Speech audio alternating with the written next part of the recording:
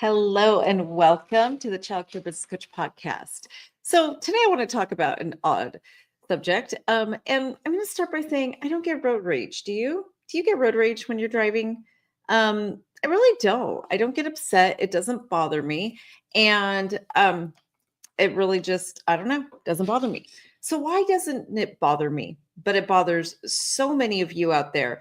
Or if it doesn't bother you, I'm sure you know somebody who is just triggered by road rage and people's driving, right?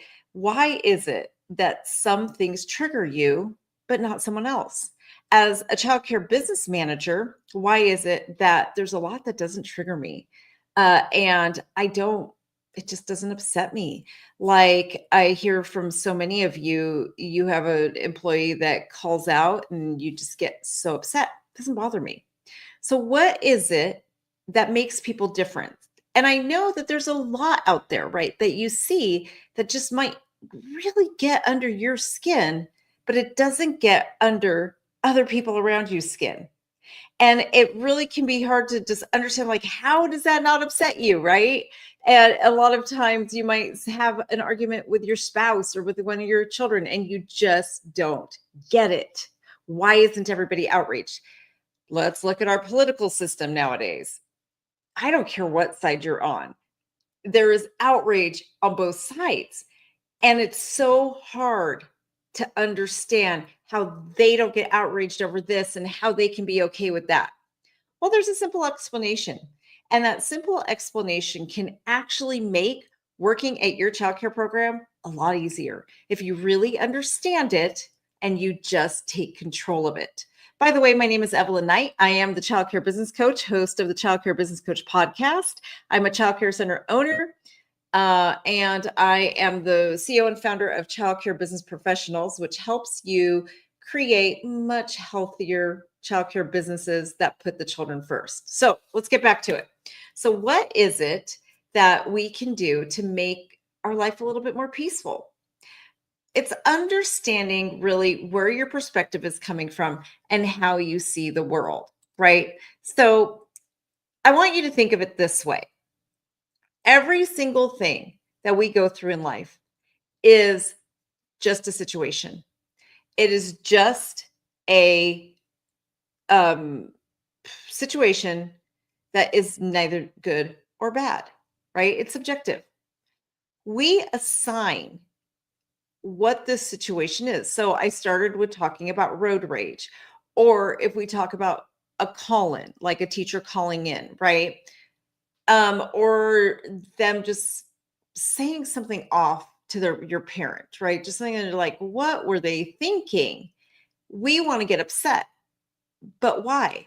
Honestly, the situation is just a subjective situation, and it's we can stay objective during these times. So, what do I mean by this? Well, in the example of road rage, if I don't get upset when somebody, I don't know, some people would define it as cutting you off, right? Like if you're driving and you perceive that somebody cut you off because they're not the two lanes in front of you. I don't perceive that. It doesn't bother me. What happens is you have had certain life situations and I've had certain life situations that are basically influencing our perspective on what we are currently going through. Everything in life is actually neutral. We form our thoughts based on our perspective, and our perspectives are based on our life experiences. What have we gone through in life? Where has this taken us? So the conclusions we jump to basically are based on our life experience and what we've gone through. So again, every situation is neutral. We assign our thoughts based on our past life experiences, right? Now, what happens from there is we've formed a perspective which causes us to have thoughts.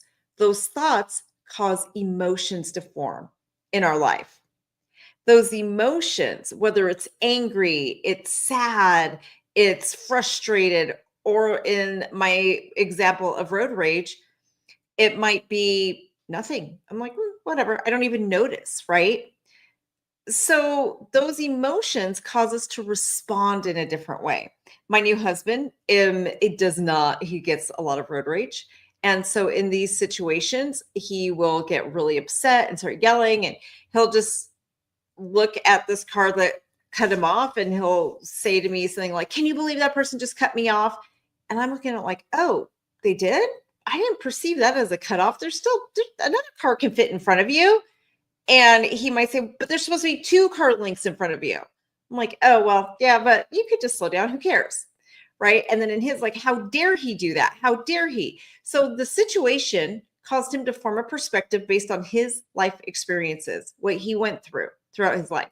That's causing the thoughts of, "Oh my goodness, how could this person do that to me?" I wouldn't form the thought at all. Those thoughts are causing the emotion of anger. And now, how is he going to respond?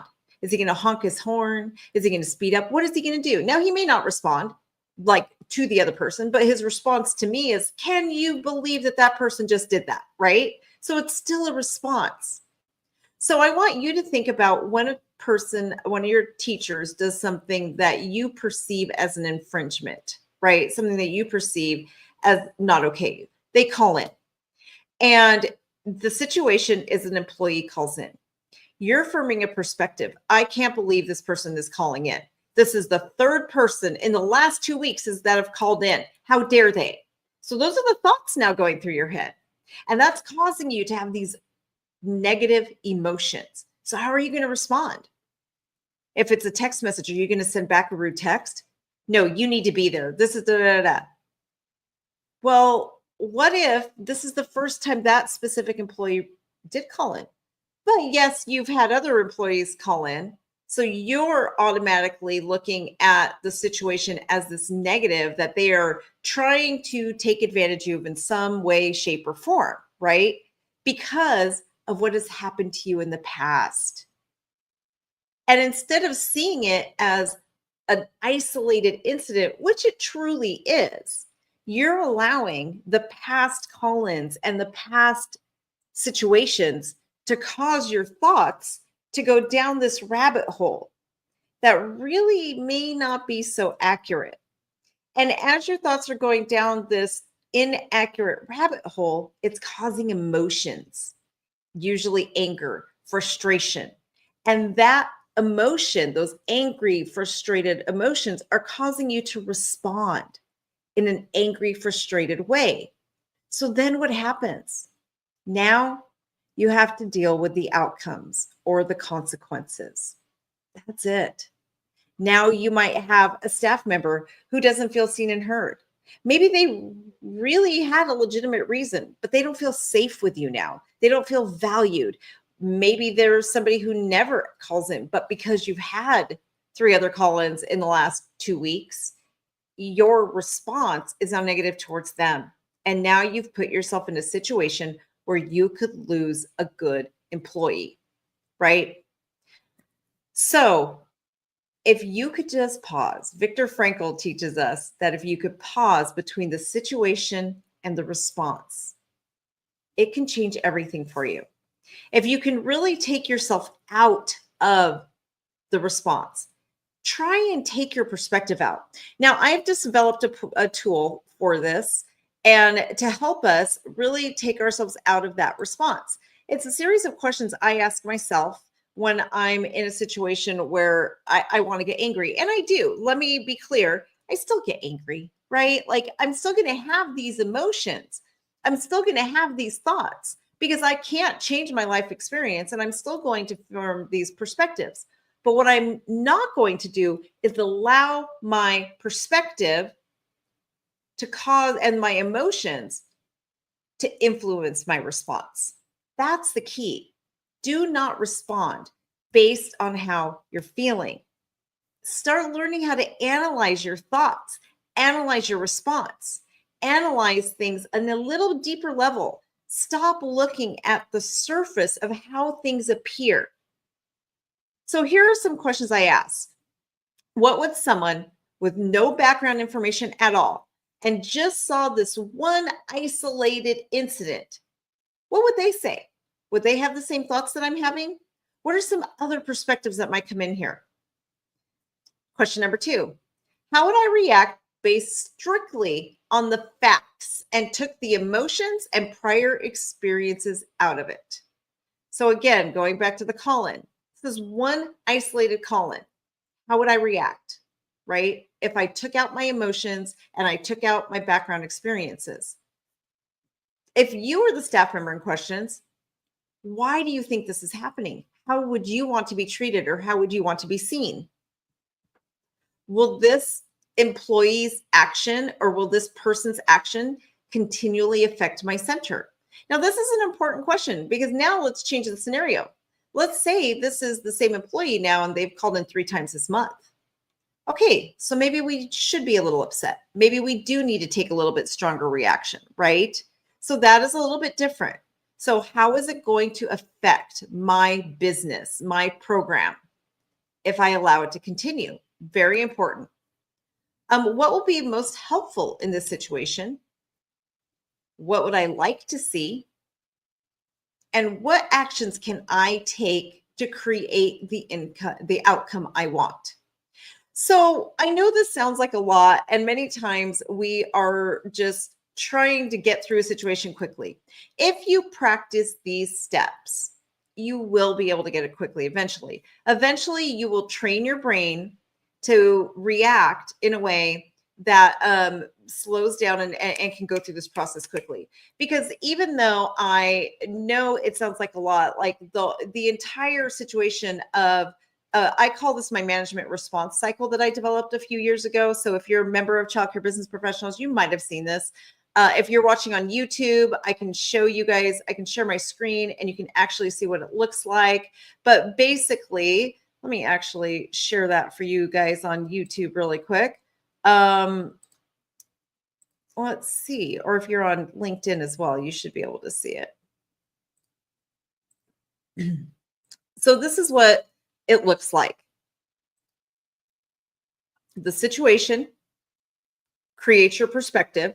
Your perspective is created on past experiences, which forms your thoughts, which then causes emotions to happen, which causes you to respond, negative or positive.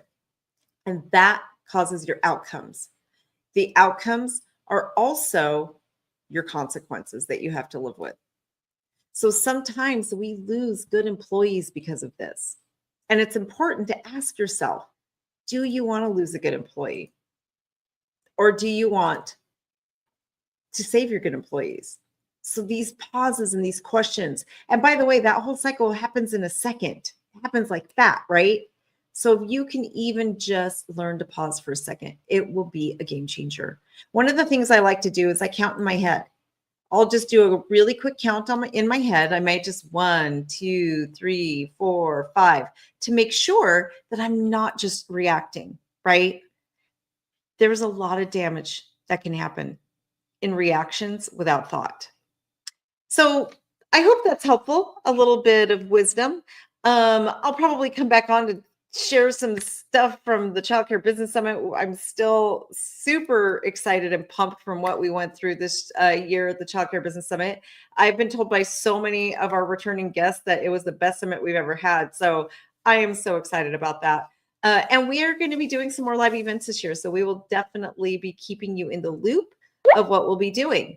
But I'm hoping that was a quick, helpful tip that can get you through this week a little bit easier. Have a wonderful day, everybody.